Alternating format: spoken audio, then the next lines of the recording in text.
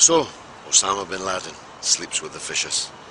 There was the story that he'd opened a suspect package addressed to Neil Lennon, but it turns out, according to President Obama, that actually he was killed in a firefight, although according to the popular press, he was actually cowering behind the wife, the youngest wife of his 4 wives at the time.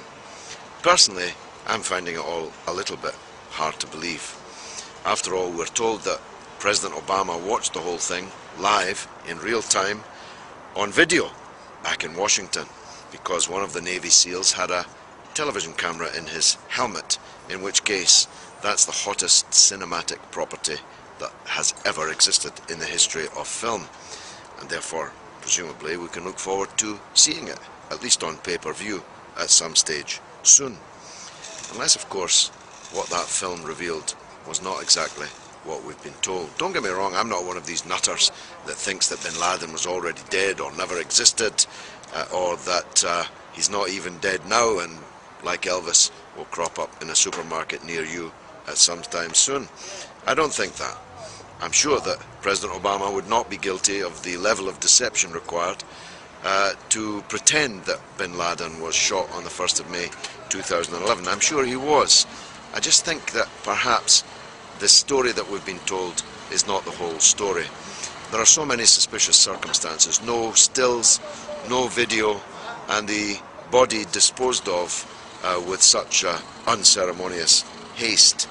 Treated, we're told, in accordance with Islamic funeral rites, but dumped in the sea and sleeping with the fishes.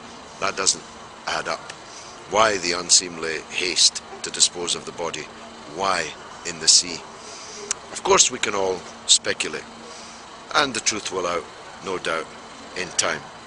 The one thing I'm absolutely sure of is that the death of Osama bin Laden is not the end of the confrontation between the East and the West, between the Muslim world and the non-Muslim world, because that didn't start with Osama bin Laden, and it won't finish with his death. We will only not be at war with a substantial section of the Muslim world when we stop helping Israel to occupy Palestine and drive its people to the 4 corners of the earth and subjugate those unlucky enough to remain under their iron heel, until we stop occupying Muslim countries, and above all, until we stop propping up Muslim dictators who rule the Muslim world almost without exception from one end to the other. This is George Galloway, standing for election on Thursday in Glasgow.